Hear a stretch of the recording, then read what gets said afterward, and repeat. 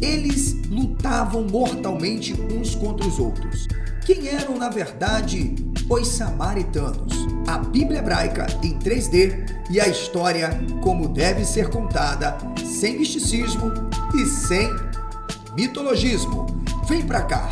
Se você curte temas como a Bíblia hebraica, mitologia, Oriente Próximo Antigo, história, arqueologia, já deixe o teu like, inscreva-se, ative o sino para receber notificações, porque aqui a gente vai além da superfície de uma leitura totalmente simplória para uma pesquisa e análise profunda da Bíblia hebraica de forma intertextual e indiciária. A rivalidade era intensa, política, econômica e militar, e é claro, religiosa.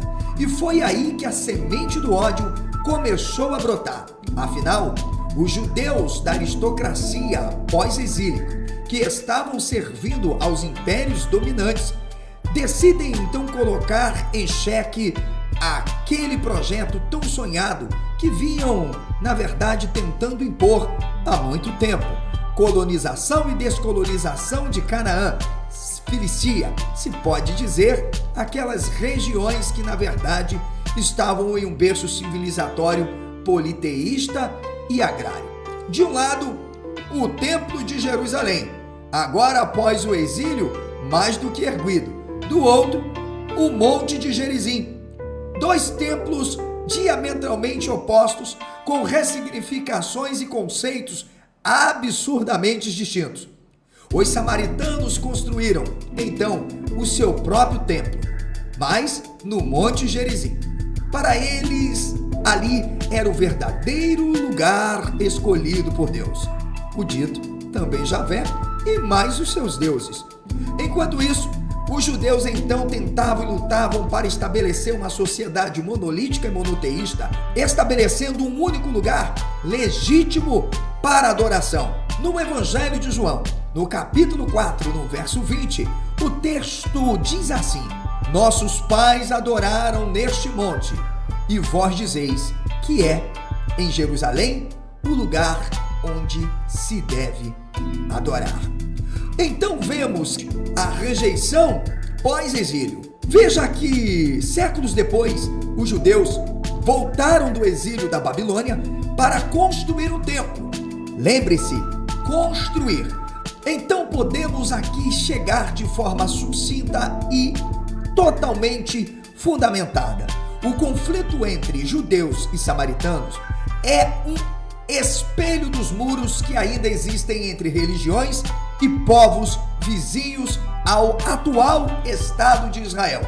Jesus, este da narrativa, não apagou as diferenças históricas.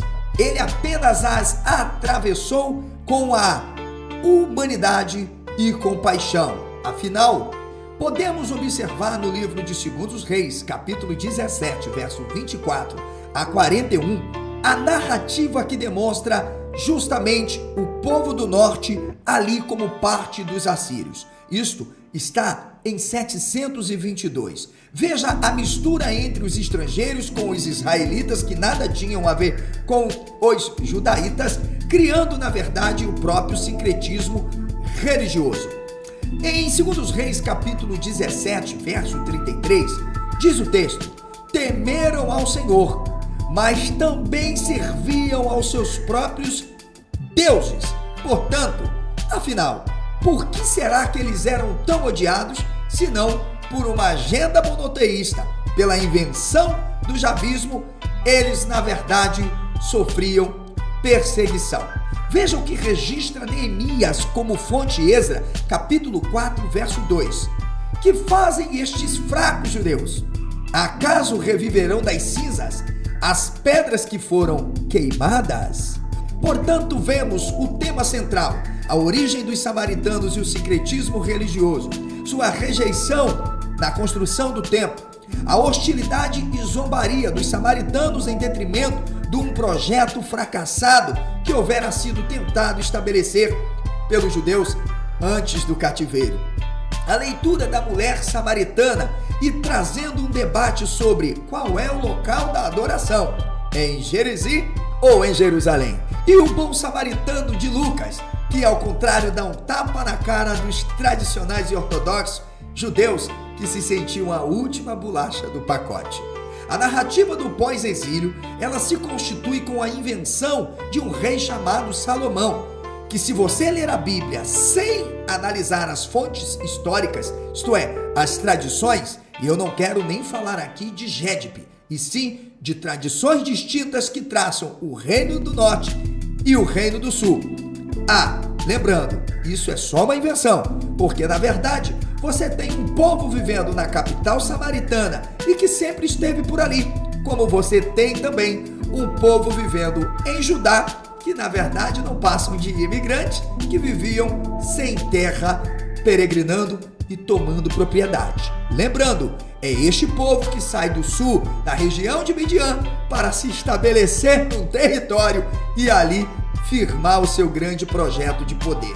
Se você gostou deste conteúdo, compartilhe, deixe o seu like, se inscreva, baixe o nosso conteúdo, coloque o link de nosso vídeo indicando o nosso canal e venha conosco, porque aqui nós temos compromisso com a verdade e você é parte do projeto. Eu sou José Alessandro Neves, mais conhecido como Alessandro Moreno,